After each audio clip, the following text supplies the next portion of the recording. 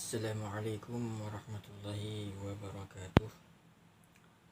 Alhamdulillah wassalatu wassalamu ala Rasulillah Sayyidina Muhammad bin Abdullah wa ala alihi wa sahbihi wa mawalah, amma ba'du. Sahabat-sahabat sekalian dimanapun berada, dalam kesempatan yang sederhana ini kita akan kembali melanjutkan daripada perkembangan yang telah lalu, dan alhamdulillah sekarang telah memasuki ke dalam Muqaddimatul Kitabul daripada Akhlaqul Banin, itu juzuk yang ketiga. Mudah-mudahan diberikan keberkahan oleh Allah Subhanahu wa taala dan dapat menyelesaikannya hingga sempurna. Baiklah, buat antum sekalian yang mungkin mendengarkan daripada cara yang sederhana ini, bila mendapatkan kekeliruan ataupun kekurangan di satu tempat daripada cara yang sederhana ini, maka boleh buat antum-antum sekalian menuliskan daripada komentar antum di kolom komentar yang tersedia. Qala al-musannifu rahimahullah ta'ala wa nafa'ana bihi wa bi'ulumihi fid daraini amin ya rabbal alamin.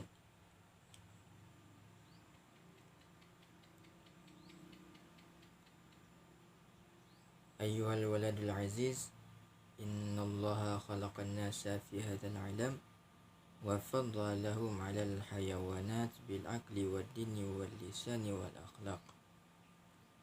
وقد جعل الإسلام للأخلاق المكان الرفيع من عنايته وأوجبها على الفرد والمجتمع لأنها ضرورية لاستقامة الحياة الفردية والاجتماعية. Sesungguhnya Allah telah menciptakan ia akan manusia pada ini alam dan mengaruniai akan mereka itu atas segala hayawan dengan akal dan agama dan lisan dan akhlak. Dan sungguh telah menjadikan oleh Islam bagi akhlak akan tempat yang tertinggi daripada menganggap pentingnya Islam, dan telah mewajibkan ia akannya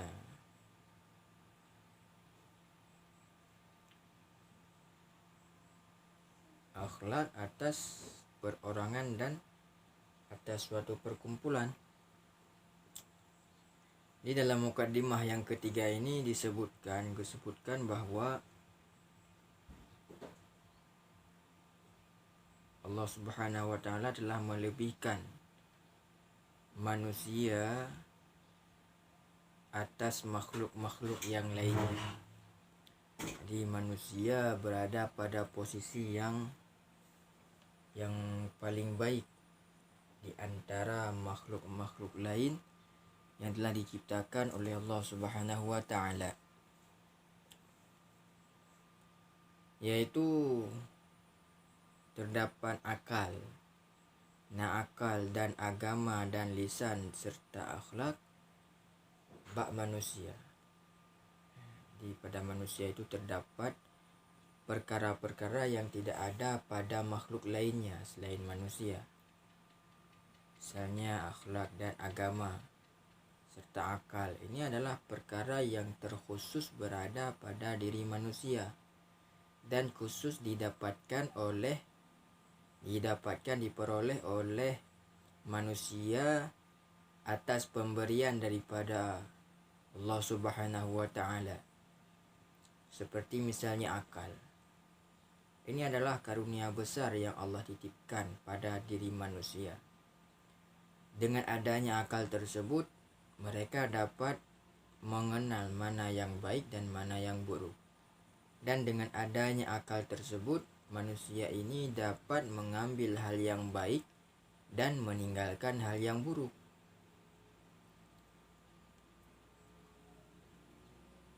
Tanpa adanya akal, maka hal tersebut tidak mungkin dapat dibedakan oleh si manusia.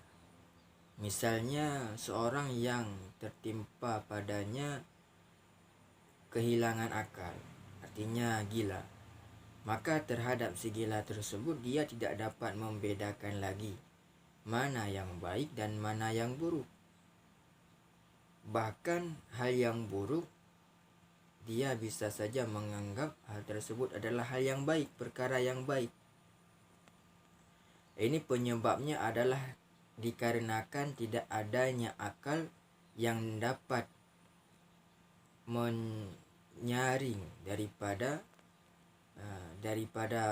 hal perkara-perkara yang datang kepada si manusia itu, sehingga dia bisa saja terjerumus menjauh daripada jalan kebenaran dan jatuh di dalam jalan yang tidak baik. Ini penyebabnya tadi. Maka karunia besar tersebut diperintahkanlah oleh Allah Subhanahu wa taala terhadap si manusia ini untuk dapat menjaganya dengan baik dan merawatnya dengan baik. Oleh karena itu tidak diperbolehkan terhadap si manusia merusak daripada akalnya tadi. Bahkan termasuk dosa yang berlipat ganda yang akan didapatkan oleh si manusia itu.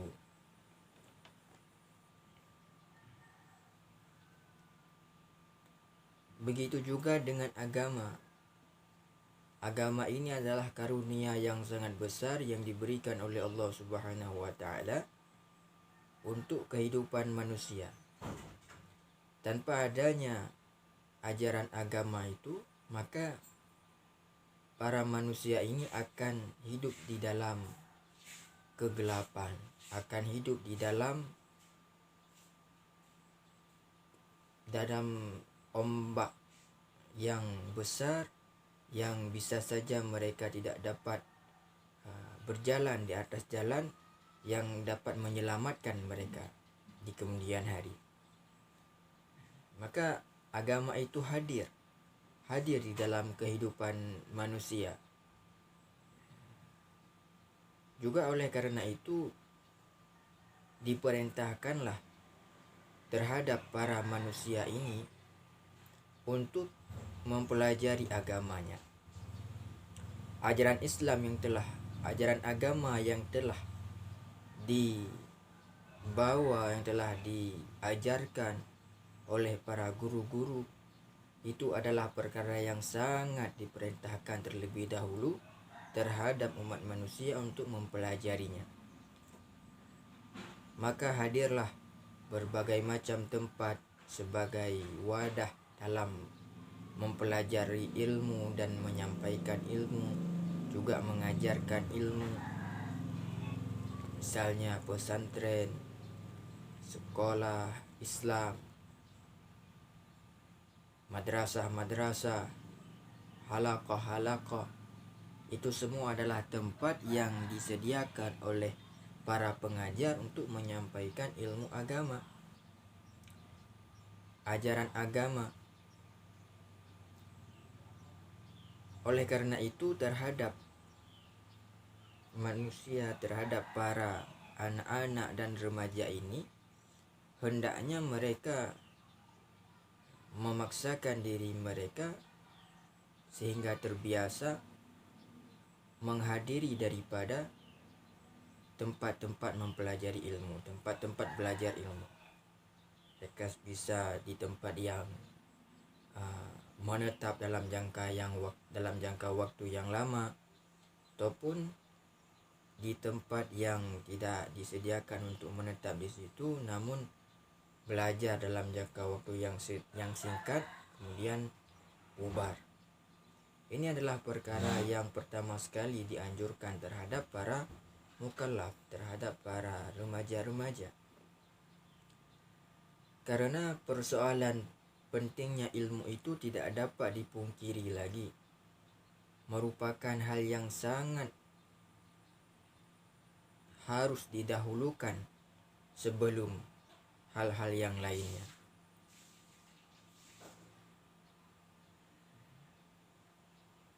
Demikianlah pentingnya ilmu itu. Sehingga ada di masa dahulu seorang ustaz, seorang tengku ulama, kiai itu yang berdiri di pintu keluar daripada tempat tinggalnya sambil berteriak memanggil orang-orang yang lewat di depan tempat tinggalnya itu supaya mengumumkan bahwa di tempat beliau itu ada diajarkan ilmu fulan, ada diajarkan ilmu fulan, berbagai macam ilmu disampaikan, berteriak. Di sini misalnya, di sini ada diajarkan ilmu akidah, di sini ada diajarkan ilmu tentang hukum-hukum. Begitulah halnya mereka menganggap penting akan mempelajari ilmu.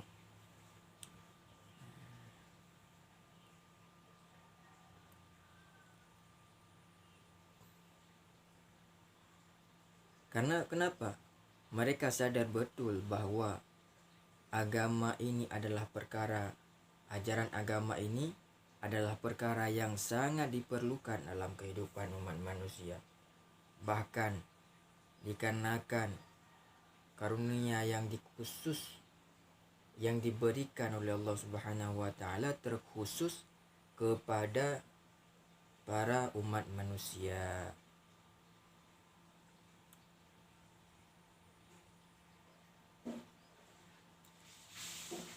Kemudian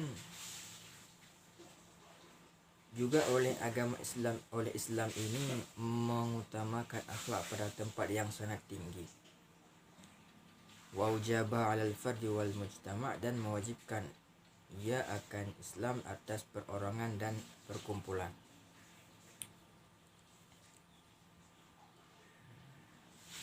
Tidak hanya pada perorangan saja yang diwajibkan mempelajari ilmu serta akhlak ini, akan tetapi terhadap mujtama', perkumpulan.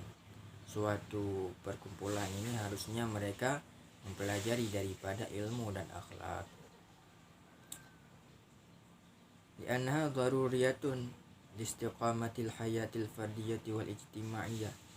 Karena sesungguhnya akhlak itu daruriyah, perkara yang tidak boleh tidak, yang sudah semestinya dipelajari. Untuk apa? Untuk istiqamah kehidupan fardiyah, untuk mengurus kehidupan perorangan dan masyarakat. Jadi di dalam pergaulan, dalam kehidupan sehari-hari itu juga dibutuhkan adanya ilmu dan akhlak. Maka disinilah letak pentingnya akhlak tersebut. Mana dapat dipungkiri bahwa akhlak tersebut berada pada posisi yang lebih tinggi daripada ilmu.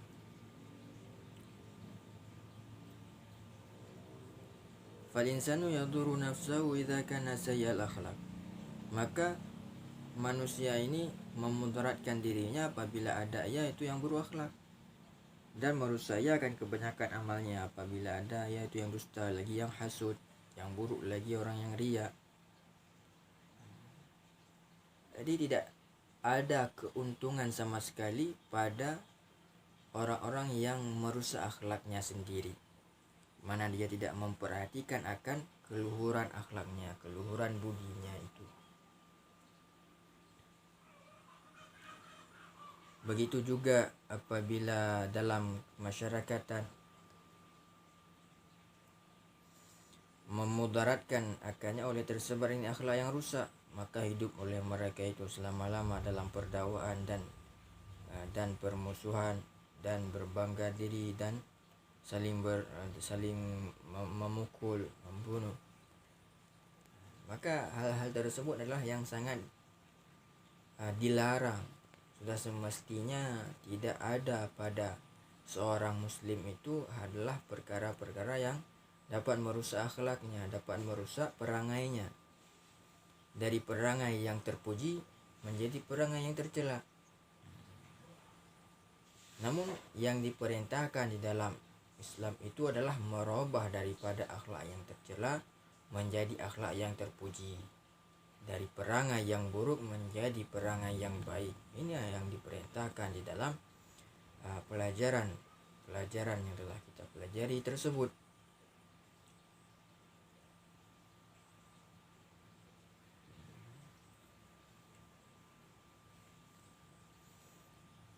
Walaupun terkadang kita ini sering lalai dan ceroboh dalam mempraktekkan ilmu-ilmu tentang akhlak tersebut. Namun itu bukanlah suatu penghalang, bukan suatu hal yang dapat membatasi daripada kesungguhan kita dalam memperbaiki diri, di dalam berbuat hal-hal yang dianjurkan, hal-hal yang baik dalam keseharian kita. Bila di dalam keseharian kita terdapat kekurangan-kekurangan, hal-hal yang mungkin saja dianggap itu adalah hal yang tercela, maka keesokannya kita dengan kesungguhan hati dan berusaha dengan semaksimal mungkin untuk tidak lagi mengerjakan hal tersebut, untuk merubah perkara tersebut dengan perkara yang baik. Misalnya kita sering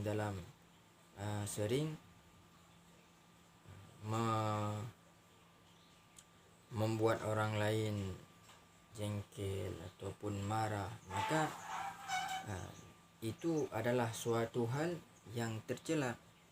Mengganggu orang lain, menganiaya orang lain, itu adalah hal yang tercela. Maka semestinya terhadap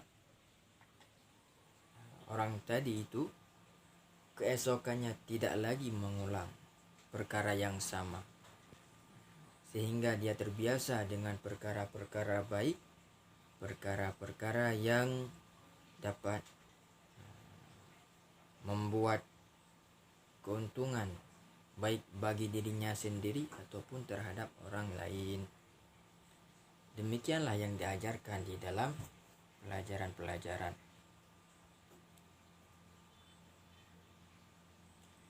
Kemudian yang kedua, wa kam ihtamal islamu bid-da'wati lil akhlaqil hasanah ajaliyah lil hana'i was sa'adah. Dan berapa banyak menganggap penting oleh Islam dengan dakwah kepada akhlak yang baik, yang tinggi, bagi yang bagus, bagi ketenangan dan kebahagiaan. Jadi dilihat dari segi pentingnya akhlak yang baik tersebut, perangai yang elok tersebut, maka Islam ini menaruh perhatian yang besar terhadap perkembangan dakwah dalam keluhuran akhlak itu tadi.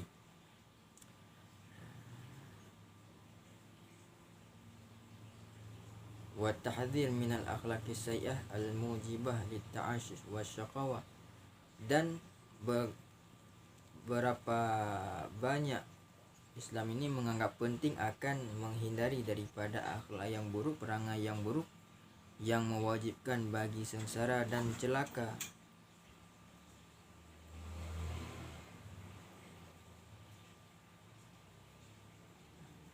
Jadi yang dianggap penting di dalam Islam adalah mengajak dalam perangai yang baik dan menjauhi daripada perangai yang tercela, perangai yang buruk. Wa awdaha lana wasilataini min wasailil himayati min fasadil akhlaq. Dan menjelaskan ia bagi kita akan dua wasilah daripada wasilah-wasilah terpelihara daripada kerusakan akhlak. Oleh karena tadi Islam mengatakan bahwa sangat menganggap penting akan berperangai dengan perangai yang baik dan juga mengajak ataupun dakwah kepada akhlak yang baik, perangai yang baik ini, maka Islam menjelaskan dua perkara yang penting supaya terpelihara seseorang itu daripada kerusakan akhlaknya, kerusakan perangainya. Apa sajakah dua perkara tersebut? Al-ula tahrimuhul manabi'a thalathah lisyururil khamra wal maisira wal zina. Yang pertama adalah mengharamkannya akan tempat muncul yang tiga bagi keburukan, yaitu khamar, judi, dan zina. Jadi perkara pertama yang harus diperhatikan di dalam Islam itu adalah Islam mengharamkan tiga perkara sebagai tempat awal daripada munculnya hal perkara-perkara buruk yang lainnya, yaitu pertama khamar, minuman keras. Jadi khamar itu bila seseorang memakai khamar, maka otomatis akal kesadarannya itu akan hilang, sehingga akan muncul perkara-perkara buruk yang lainnya yang menyebabkan seorang manusia itu binasa. Ini khamar. Kemudian yang kedua judi. Judi juga demikian halnya, membawaki kepada kerusakan terhadap diri manusia. Bila seseorang itu telah terjerumus di dalam perbuatan judi ini, maka na'udzubillah dia akan terus dalam kerusakan sehingga dia berhenti daripada perbuatan judi tersebut. Kemudian yang ketiga adalah zina. Zina ini juga adalah merupakan perkara yang dapat merusak daripada kehidupan manusia. Maka oleh karena itu, untuk menutupi daripada keburukan-keburukan akhlak yang dapat menyebabkan kepada kerusakan diri manusia itu, oleh Islam ini mengharamkan tiga perkara tersebut. Yang pertama khamar, yang kedua judi, dan yang ketiga adalah zina. Kemudian yang kedua yang dijelaskan sebagai wasilah terpelihara daripada kerusakan akhlak adalah oleh Islam ini mewajibkan amar bil ma'ruf dan nahi daripada yang mungkar. Diwajibkannya berbuat yang ma'ruf, yang baik, dan memerintahkan dengan yang baik tersebut, juga melarang daripada yang mungkar. Misalnya ini, bila seseorang berjalan di tempat keramaian ataupun di pasar-pasar, mendapatkan sesuatu perkara benda yang dapat menyakiti daripada pejalan yang ada di jalan tersebut, maka oleh orang tersebut hendaknya dia memindahkan perkara benda tersebut, benda itu, sehingga tidak celaka orang lain dikarenakan oleh benda itu. Maka ini adalah perkara yang ma'ruf yang hendaknya kita melaksanakan sendiri ataupun memerintahkan orang lain, memerintahkan orang lain di dalam berbuat yang ma'ruf tersebut.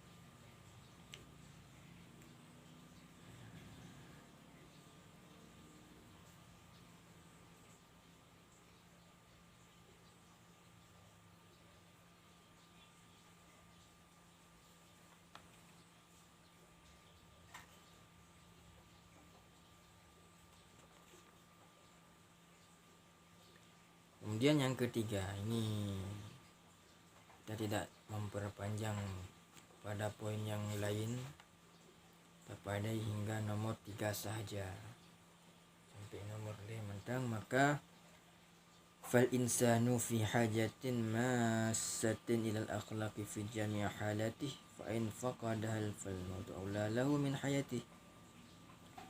Maka manusia ini pada hajat yang menyentuh kepada akhlak pada sekalian hal keadaannya. maka jika hilang ia akannya hajat ataupun akhlak tadi, maka mati baginya lebih aula daripada hidupnya. Jadi bila seorang itu tanpa adanya akhlak dan perangai yang baik, maka baginya itu bukan hidup yang lebih utama, tapi mati baginya lebih utama. Maka disinilah letak pentingnya, begitu pentingnya akhlak ataupun perangai yang baik bagi seorang muslim tentunya, dan juga bagi manusia-manusia secara umumnya.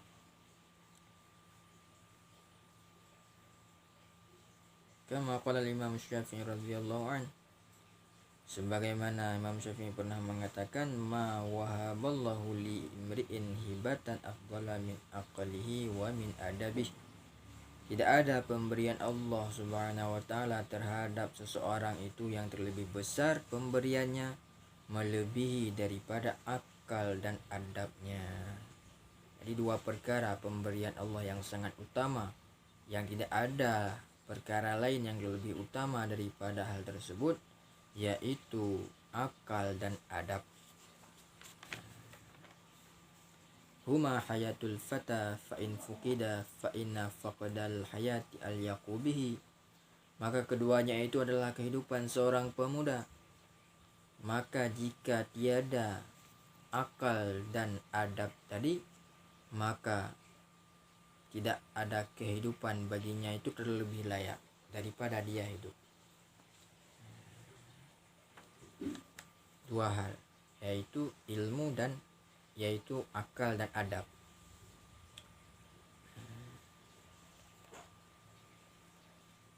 Di dua perkara tersebutlah yang semestinya oleh kita dapat senantiasa menjaga dua perkara tersebut tanpa merusaknya,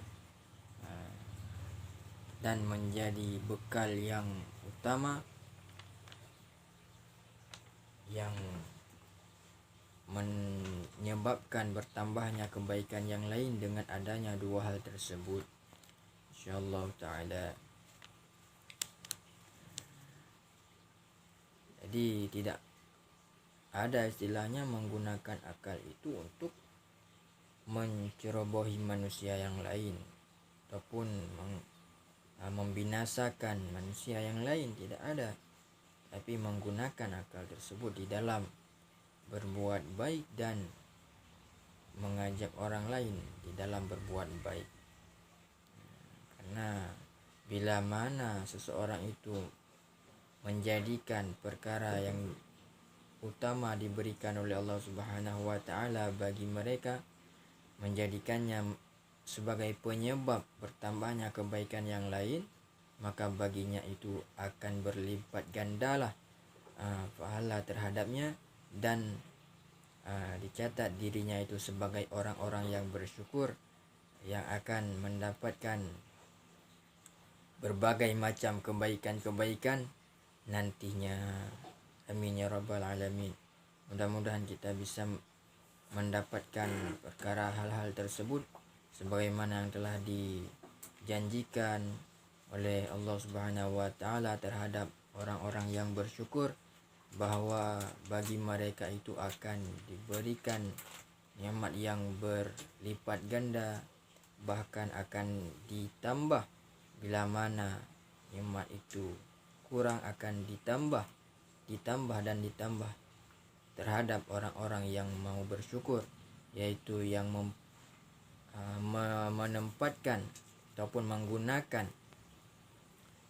nikmat pemberian Allah Subhanahu wa taala dalam kebaikan-kebaikan yang lainnya. Amin ya rabbal alamin. Mudah-mudahan kita termasuk dalam golongan tersebut. Hadanallahu wa iyyakum ajma'in. Ini saja. Di lain waktu dan kesempatan dapat kita lanjutkan. Wallahul muwaffiq ila aqwamit thariq. Wassalamualaikum warahmatullahi wabarakatuh.